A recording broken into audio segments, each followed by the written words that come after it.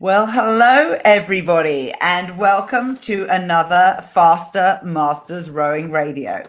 I'm Rebecca Caro, and as ever, I'm joined by my colleague, Marlene Royal.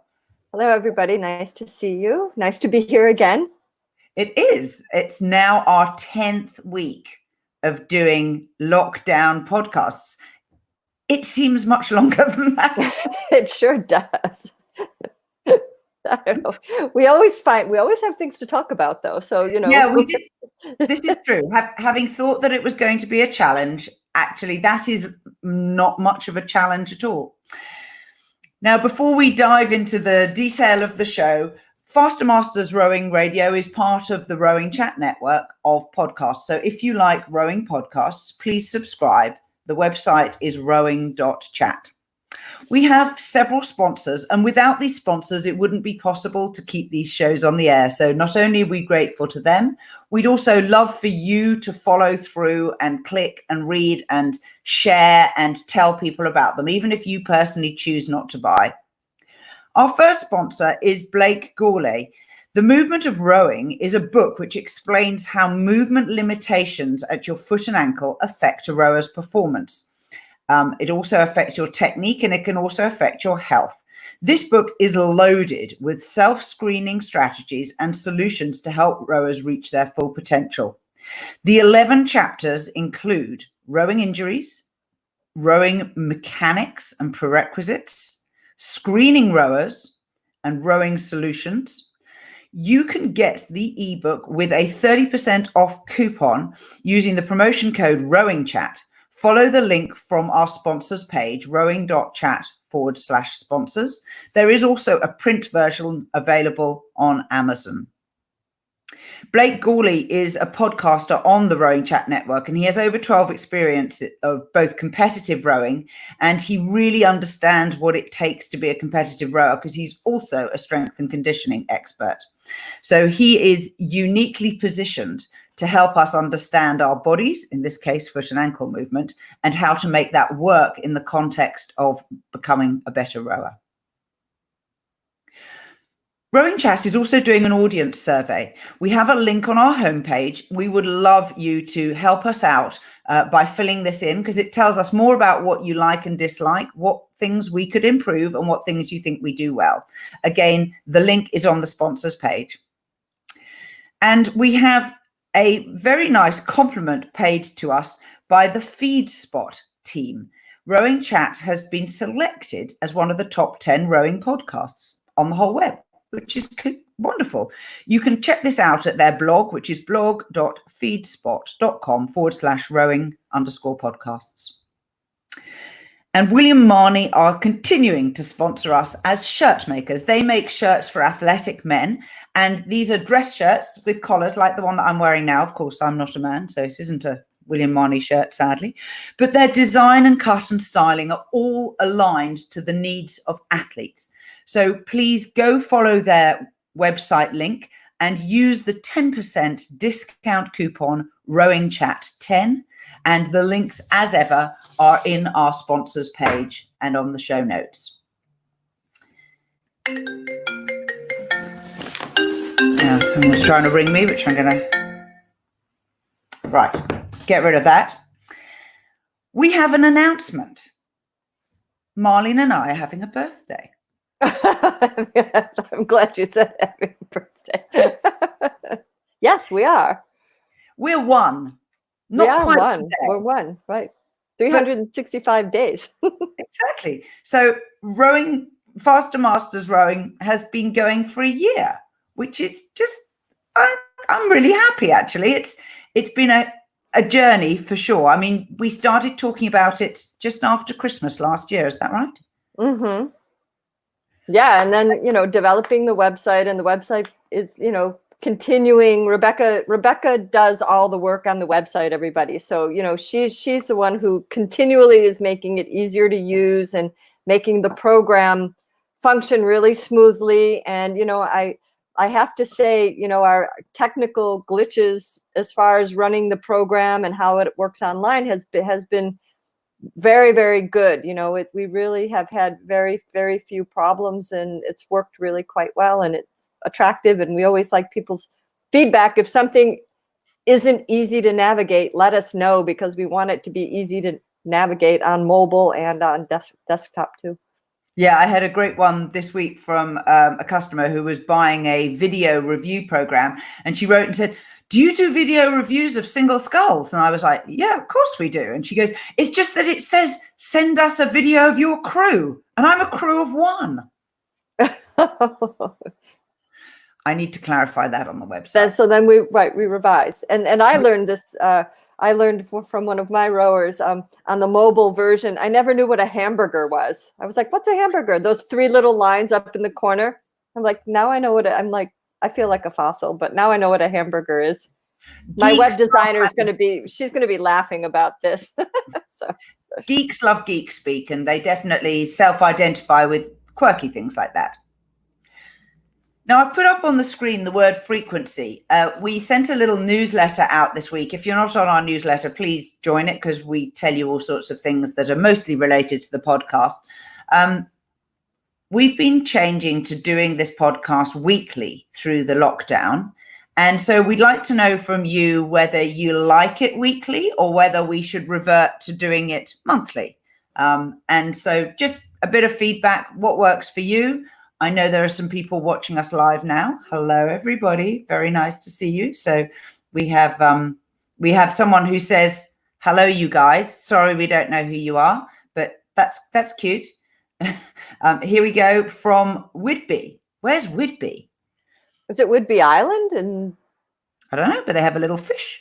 That's cute. Whidbey Island, or is it Whidbey a person? Whidbey Island is out near Seattle. Uh-huh.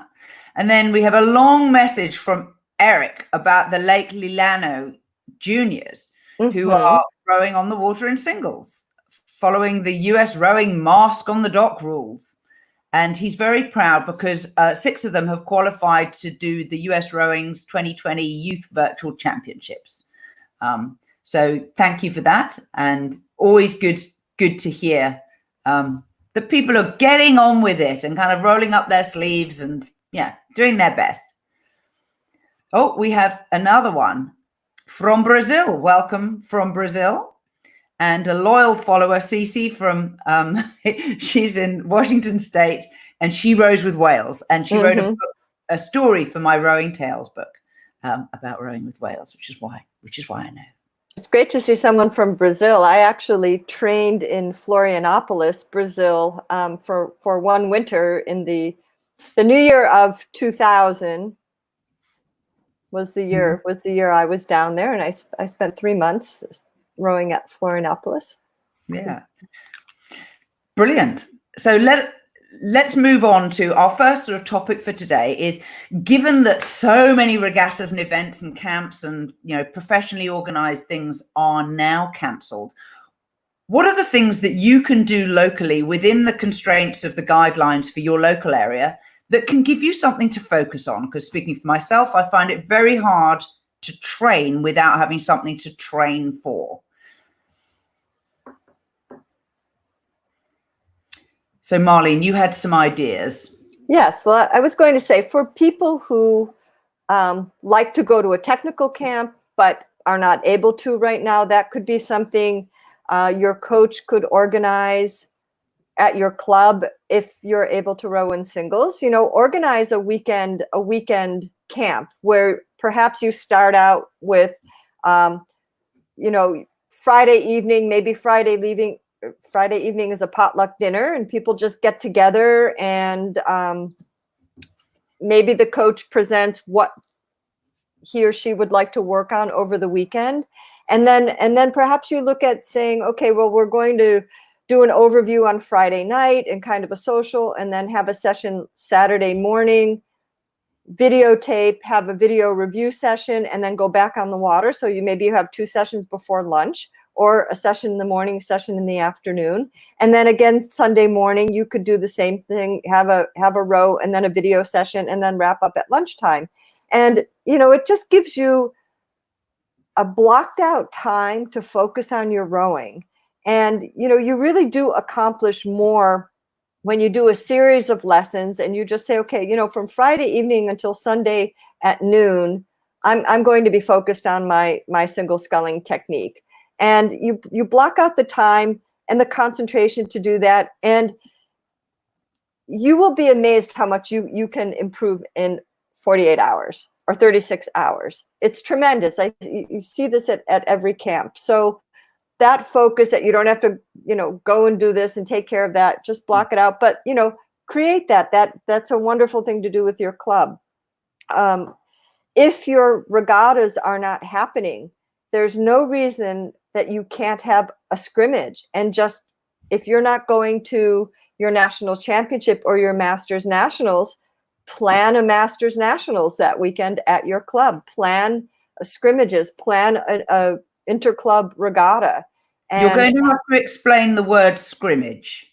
Scrimmage, just practicing against each other, or it's not a real competition in terms of like a sanctioned regatta, but say two people get together, or say some people from that club come to this club, and we're going to do pieces together and race each other. We're going to do 4 1,000-meter pieces, or we're going to do I know Rebecca has some really cool like pyramid type competitions that singles do, but prepare a scrimmage, have something that is a focus, a racing focus. If that is the weekend that you would have been racing, there isn't any reason not to plan trials for those weekends just because the regatta isn't happening. So, that can give you something to work towards, and it's all going to benefit your training, because races are going to resume, and when they resume, you want to be ready. And believe me, the most competitive masters out there are training in force. Even though Masters Nationals isn't happening, that there's a whole bunch of people out there who this isn't slowing them down. They're not saying, oh, okay, well, I think I'm just going to, just do some steady state this month. They're training. They're staying on it. Yeah. So depending on your goals, right? So an idea, if you are doing a club regatta and you've got people of vastly differing speeds, one way to organize your little local event is to start by doing a timed head race. Something, if you can manage 1,900 meters, that's good. But if you can't, whatever straight line distance you can manage, time everyone through the start and finish line. And then that will give you your heat draws. So you say you can manage to race 3 abreast. On our lake, we can actually race 6 abreast. We haven't got buoyed lanes, but we have space. But you get everyone to race, and then the first 6 crews go into the first heat and the second 6 crews go into the second heat. So then it doesn't matter if you're a novice or an experienced person. So you can have an 8 racing a single and a quad racing a coxed quad, for example, or a coxed 4. So that just allows, the whole point is you want a good race against a boat of a similar speed. The fact that they're different age and different boat class, you just have to set aside. So I hope, do let us know that you managed to get a regatta going. I hope you can. Now, the next thing that I want to talk about, particularly in the light of the fact that many people will be getting in the water in small boats, particularly singles. I have heard in the UK, you're allowed to row with people who are in your household bubble. And therefore, if there are 4 of you in the house and you can all row, you can take a quad or a 4 out. But if there's just you and your partner, and you'll be on a double or a pair, or if it's just you, you're on your own. And as a result, people are going to be more and more often in small boats. And so I thought it might be worthwhile talking about steering and how to look where you're going in a small boat. So this is a class that I teach when I'm teaching my Learn to Row class, but it's worthy of consideration. So what I'm going to show you is first face on and then second side view, how to steer. So I am facing the camera right now. And the first way to learn how to steer is you lift up your hands, point 2 fingers to the sky and spread your arms wide. And you start with your fingers right in front of you and your arms outstretched, and then move your fingers sideways so your arms go wider and wider, and just keep your eyes forward. And I want you to move until you get to the point where your finger moves outside your peripheral vision. So your arms are now increasingly coming out to 90 degrees square to your shoulder. And I want you to work out exactly at what point you lose sight of your fingers. It helps if you actually move them backwards and forwards, because actually you spot movement better than you spot something that's stationary.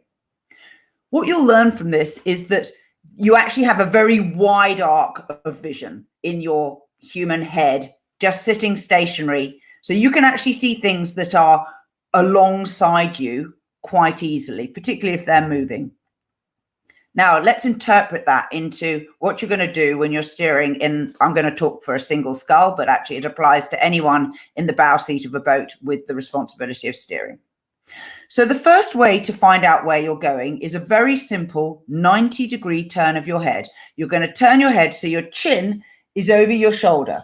And what this does is it moves your arc of vision around to the side. So you can have a 90-degree look to the right, you can have a 90-degree look to the left, and you can see a lot.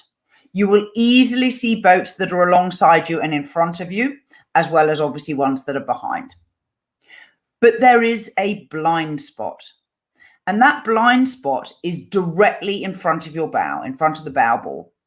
And so when you need to look to see your bow ball, what I suggest people do is you easy in the safe position. So your arms straight and your legs straight. And you're going to need to bend one arm depending on which side you're turning. So if you're turning to the left, you'll bend your left arm. If you're turning to the right, you'll bend your right arm.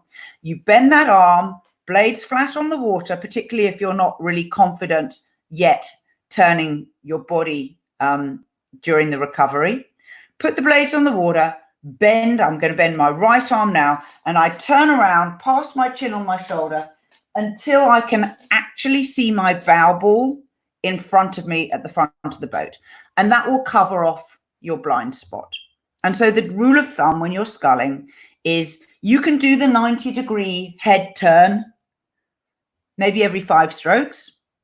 And then I recommend that you do the looking all the way around maybe every 15 or 20 strokes. And that's very much dependent on using your common sense, on your own skill, how well you know the river. So if you know the river really well, but you're a beginner sculler, the chances of you being able to scull in a straight line are slim. So you need to look around more frequently, maybe every 5 strokes, do alternate left shoulder, right shoulder, and then look right in front of you and just keep going like that. Obviously, if you're a more skillful sculler and you know your boat can go in a straight line, you can do it slightly less frequently, but obviously you need to look before corners, bends, pinch points in your river, which you will know about. So that is my brief how to steer to cover your blind spot. Any other tips, Marlene? I think that's great. And in terms of your stroke rhythm, determine where in your stroke that you're going to make that 90-degree head turn. So some people, everybody's a little bit different. I actually do it on the drive. Once the blades are in the water, I do it about when I'm at the crossover on the drive. Some people do it at slightly different spots. I'm not sure that there's a perfect way, but it's important that within your stroke rhythm that you do it in the same place as often as possible so it doesn't interrupt your rhythm, as long as you're safe. Obviously, if you're in danger of hitting something or you have to look around more frequently, do whatever you need to do to avoid a collision or stay safe. Also, practice this on the ergometer. Get on the ergometer without the handle, start sculling, and practice looking to each side and get comfortable and practice bending one arm, practice looking for the bow ball, maybe even put something behind you that is like a bow ball and practice that rotation to see that spot with your peripheral vision. And, if you've got some movement restrictions in your neck or things like this to work out, you might want to look at, you become aware of that on land before you're in the boat. I mean, but to work on rotation could be very good. To work on some neck exercises could be very good. Obviously, some people use a mirror. I personally don't row with a mirror. I get very motion sickness from water sparkling in the mirror that I can't do it. But I learned how to row without a mirror. I think if you learn how to row with a mirror from the beginning, it's much easier for you. But practice these things on land, on the erg, and figure out where in your stroke cycle you're the most comfortable looking. Some people say, oh, do it on the recovery when arms and body are away. Again, it's what works for you and at what level of sculling you're at right now. So, as you get better, you may change. And I think as you row more, like Buddhists develop this sense behind, like rowing with eyes in the back of your head. I think after you become very experienced as a sculler, you start to feel when something is there, and you turn and up, there's something there. I mean, you know something's there when you've rowed long enough and you're very used to being in, you'll start to perceive when something is getting close to you, and you learn the water. But practice it on land, and then go to the boat and practice it. And that's great advice. And Marlene's absolutely right about the sort of sixth sense of something being there. I used to pair with a lady called Claire, and I remember it was at high tide and we were rowing down the river, and we were very close to the bank, and trees and bushes overhang the bank. And I had one of those moments and looked around. And in fact, there was a kayaker right in front of us going in the same direction as us. So obviously he wasn't seeing us because we were behind him. And I moved us out, and she went, how did you know he was there? And I was just like, I just did. I might have heard something, but not, acknowledged it. But don't just because there are too many rowers who think they know the water and they don't look around. And you either end up parking yourself in trees a lot, which my friend Zoe used to do. Hi, Zoe, if you're watching. Or you have crashes. It's simple. And I actually got a very minor whiplash yesterday because we were rowing and there was a bunch of kayakers who were actually, they were sitting in place waiting to start a training piece at one of the corners where we turn.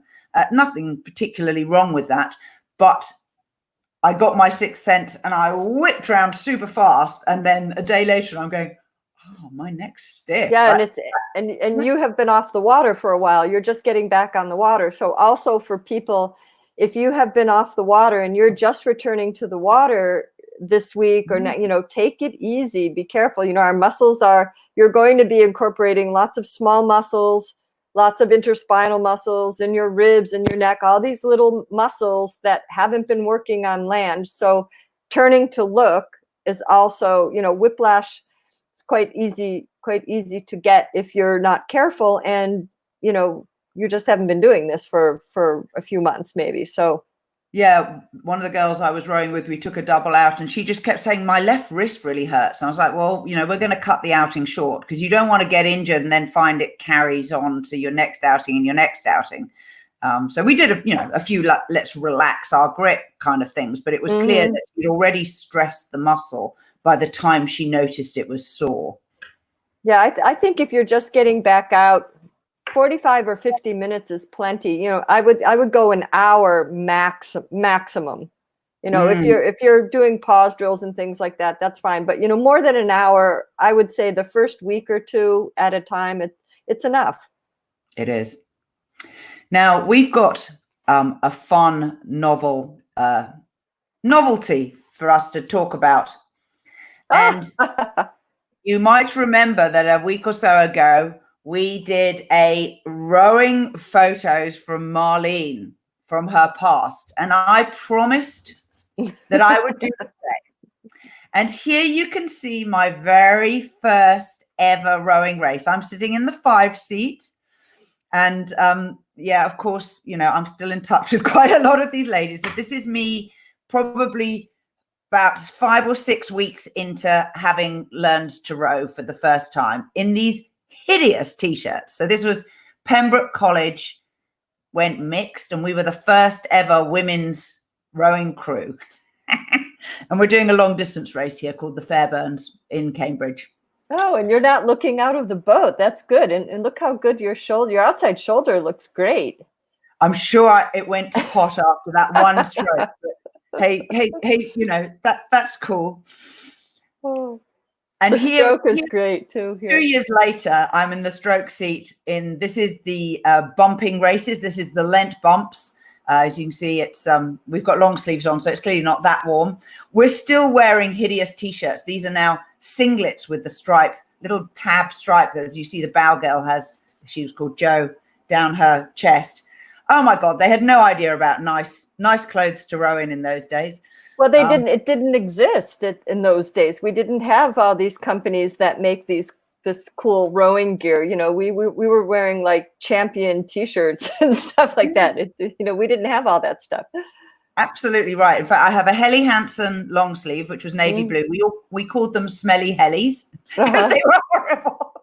And if you washed them and put them in a tumble dryer, they would shrink to teddy bear size. And that was it, right? That was it. So this was us. The bumping races is when you start 1.5 boat lengths behind each crew, line astern for 18 boats, and then a gun goes and you all start rowing simultaneously to try and catch the boat in front. This was us obviously trying to catch the boat in front. And what kind of boat are you rowing? Do you remember? That's an ailing. Oh, that's an ailing. Okay. Yeah. And the oars? Yeah, the oars would have been probably Suttons. I think they're definitely wooden oars. And bow side strokes as well. So there you go. Ailings were a British boat builder who sadly are no more, but they made boats for Redgrave and Pinsent back in the day. And here's another one. So a little time has passed here, and this is me racing in Seville at the FISA Masters Regatta, racing with Claire, my long-term pairs partner, for Thames Tradesman Rowing Club. And I remember this race particularly well because we had got up to the start and someone in the heat in front of us had had an equipment failure. And the regatta organisers, instead of pulling that heat aside and saying, right, you guys wait, we'll keep going with the other heats, we were all kept waiting for 30 minutes in the searing heat. It was so awful and hot. And of course, not a shred of shade anywhere on a rowing course. So Claire and I scooped up water in our caps. We were like throwing it over our heads. And my only consolation, this is probably the first stroke of the race. I think it was taken right off the start. My only consolation was at least it was the same for everybody else. Right, exactly. Now this must have been 2000, wasn't that when the FISA Masters were in Seville? 2000 or 2001, something like that? That sounds about right. Yeah. So there we go, in a borrowed yellow boat. Now this was 96. So I'm in the 2-seat of the Marlow crew nearest the camera. And this is us on our way to my first ever Henley Women's Regatta win. So again, a coxed 4. I couldn't find very many pictures of me sculling, but anyway, this is mostly I did sweep until around 97 onwards. And this was just a cracking crew. Alex Beaver, who stroked us, went on to row for Great Britain really successfully. And she was just a demon stroke. So this actually isn't the final. This is us racing Peterborough, I think, in an early round. And you can see Elaine, our coxswain, giving us heaps. She's yelling. Now, was this the first women's Henley? Was this the first one? No, not at all. Henley Women's Regatta started in, I think, 1987. No, it was early. I think it was earlier than that because I was still at Boston University. No, I'm going to be really firm here because I gave up rowing in 1987 when I left university, and it started, I think, that year. And so we never competed. We probably would have done if it had been in existence. Maybe they had an exhibition. I think maybe they had an exhibition event at Henley. That's 80, correct. I think that was 84 because the Boston University women went. They won it, but so I think it was an exhibition. It was before it actually became a regatta. Then, almost certainly true because they also ran a round of they had a sculling World Cup in single sculls, and they ran a round of the women's singles there. And I remember watching Gwyn Batten racing, and that would have been probably 86 or possibly 87. Yeah. And that was at Henley Royal Regatta. Right. Now, this is me in the left-hand 8 at the Eights Head of the River Race in London. So this is taken from Barnes Railway Bridge, which is the first big marker after the start. It's probably about 3.5 minutes into the race. And I'm racing for Tideway Scullers School. I'm in the 7 seat behind Jenny. And the thing I love about this picture is the girl in the 5 seat from the Lee crew, which is on the right-hand side, is looking at us because we went past this crew so fast. There's like a series of pictures. And we were through them in like 5 strokes. We were overlapping and then we were past them. And then we see 40 steering away from us. And the bend actually goes around to the left. And we're coxed by Adrian Ellison, who coxed Steve Redgrave to his very first Olympic gold medal in the Atlanta Olympics in the coxed 4. And this crew hummed. It was really, really awesome. So it was 6 heavyweights and then a bow pair of lightweights. And we went from 15th to 3rd, and it was a fun result for us. That's great. Look how deep on the other boat, they're so deep on port side. It was a long race, I think, for them. Yeah, well, 14, can you see the coxswain? She's leaning to the right. And so I think the boat's off balance as well, possibly. Yeah. That's a nice picture. It is. That was a great race. And then this is Henley Royal Regatta. I'm in the crew on the far side, which is, again, Tideway Scullers. A few years later, I think this was probably around 2001. And it's the first round of the Women's Eights event, which didn't have a name then, but is now called the Remenham Challenge. And I'm in the bow seat, and we're just about to get up to the finish line. We're about sort of 2 lengths from the finish line here. And what was so special about this crew was that this was a club crew of all of those people were regular members of the club. And in the foreground, the girl in the who's 3rd from the left, she's actually in the 6th seat. She was actually from our club. And that composite crew that we're racing had been selected to row as the England crew in the Commonwealth Regatta that was going to be held in Canada that year. And they're big girls, bigger than us and bigger erg scores. And we beat them in the first round. And we had gone into the regatta thinking, oh, God, what a shame. We drew the likely winners in the very first round. Oh, well, we'll go out and do our best. And we had nearly everybody in the crew had an incredible peak flow experience during that race. That feeling of mental detachedness away from your physical exertion. And I vividly remember having this mental picture of being above myself, looking down from above at me rowing. And I remember our coxswain, Julie, calling us really well. She was a great coxswain. She could steer in a completely straight line down the Henley course, and that's rare. And as we were going through them, and it was clear that we were highly likely to beat them, I remember thinking, I can't tell how hard I'm pushing. I can't tell how hard I'm working. This feels effortless. I could do this over and over, for a much, much longer period of time. And obviously, it was a big upset. So we were obviously quite pleased with ourselves. And we got all the way to the final, but we did get beaten, sadly, in the final. But it did end up with them reselecting this 8. And a couple of the girls from the crew that I'm in actually got picked. In fact, it was the 5 and the 3 girl got picked to go into the Commonwealth crew. So that was a really good outcome for them and their rowing careers.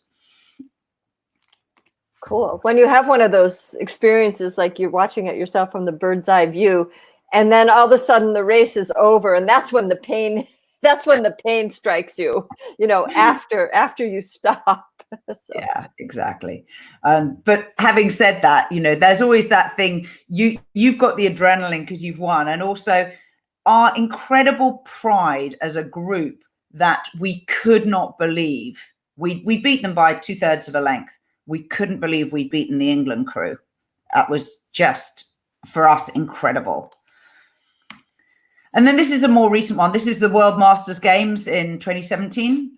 So bow pair are from Blenheim Rowing Club, and stern pair is me. I'm at the 3 seat, and Tonya Williams and the stroke seat. This is us actually in the heat, but we went on to win the final of the women's D Cox's 4 in a incredibly tight race. We won it by a bow ball. And it was one of those races where we started our sprint for the line earlier than we would normally, and we were sitting in 4th place. We were very close to 3rd. It was quite, tight. And there was a battle for 1st and 2nd going on in 2 lanes over from, we were in lane 1, and 1 and 2, we were having a little battle. And I think lanes 4 and 5 were having a little battle. And we sprinted early, and 4 and 5 didn't notice us coming. We knew we'd gone through the crew in lane 2, and we just went and went and went again and went again. And it was about the closest race, I think, certainly of that day, but possibly of the whole regatta. And our lovely club mates were on the line taking photos of us as well. So there's a neat little video where you see us going, oh yeah, they're going to come 3rd. Oh my God, they won it. Where did that happen? And it was literally on the surf. As the plow moved forwards, the line was crossed. Excellent. That's like Viva the 3rd quarter right there. Make your move in the 3rd quarter. Don't wait. Yeah, exactly right. Well, actually, I think, we did it before the 3rd quarter. Well, I don't know. No, probably not. But it was fun and a lot of entertainment. So I will add those to Marlene's pictures. Yeah, no, that's fun. And I have a little challenge for people this week. Oh, tell. Way back when we started rowing singles, there were no such thing as speed coaches or devices to tell you what your stroke rating is. Right now, you probably think, how is that possible? I don't have some digital means of knowing what my stroke rating is. I think everybody should do an exercise this week that, you can do it in your boat if you have a speed coach. You can do it on your erg, whatever. But, cover it up with a piece of tape or something, or use a stopwatch or some other method. But try to learn how different stroke rates feel. Because back in the old days when we didn't have these devices helping us, and we even thought, oh, that's so gadgety. Somebody put this device in their boat to show them what their stroke rate is.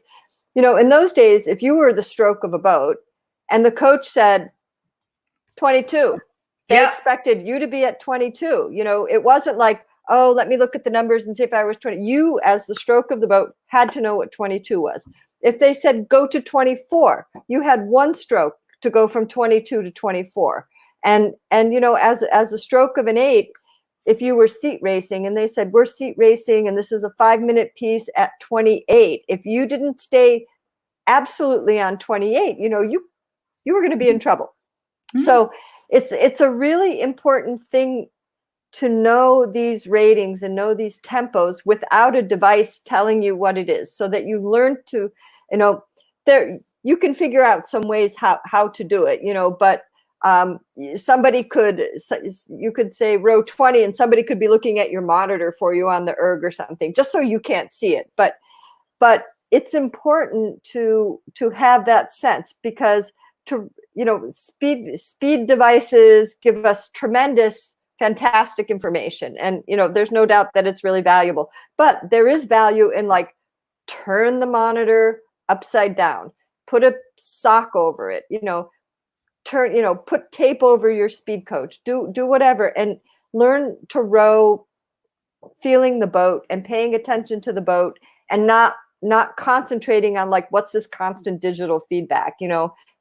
Try to move the boat, and then you can look at your speed coach and see, look at I love looking at meters per second, for example. Go back to your history of your row and say, wow, at 20 strokes a minute, I'm rowing, X number of meters per second. And then maybe over the season, you try to improve how many meters per second you're traveling at a set stroke rate. And those are really good exercises, but it's important to feel the boat and be in touch with the boat. And now that people are getting back into their singles, it's a perfect time to just go do some rowing without too many devices. Yeah, totally support that. So I used to do the calls, and I had a digital watch that I would strap to my oar handle, and I would count 15 seconds and I would calculate it in my head. And the tighter I got, the less good I got at calculating. but I figured that it's important to know. And the other thing is, don't forget your digital devices can fail. Particularly, you do not want to feel so dependent on them that it really rattles you before a race. In fact, I personally very rarely race with a stroke coach or a speed coach. Firstly, I should know what I am feeling and whether I'm feeling like I'm overexerting or underexerting. I know generally what my boat feels like when I'm racing, and then I can judge my position, relative to the other athletes in that race.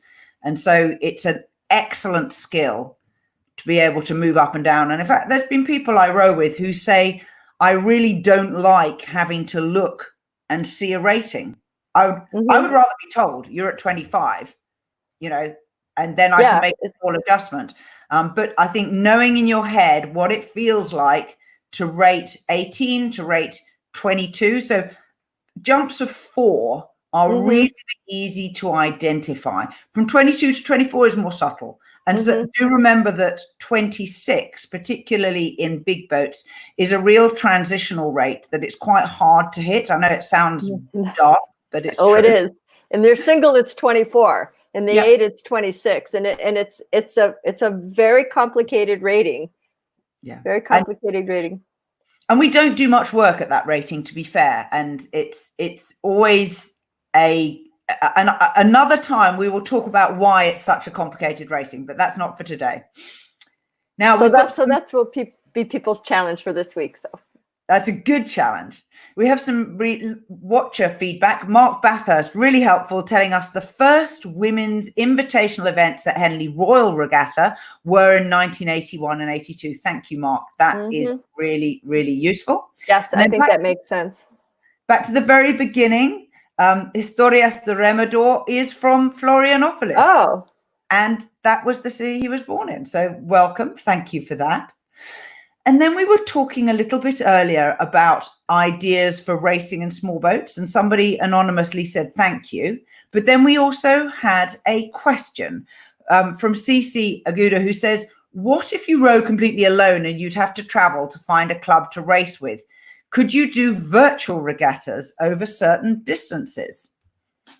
Absolutely. Well, and oh, you mean vert on the water? Well, there's got to be something going out there. I'm not like the most technical person in the world. I'm a fossil, but there's got to be, Cici. I'm sure somebody's going to respond to this. I know we know some very high tech people, or Sanders could probably point her in the direction, Rosendahl, for sure, definitely. Or call up a friend and get together. I know some Texas rowers who said, let's get together next weekend and we'll come and we'll do pieces. And, I designed a workout for them and they're going to go do pieces together from 2 different clubs. And so maybe there's somebody you could hook up with that would make for a nice weekend to go somewhere.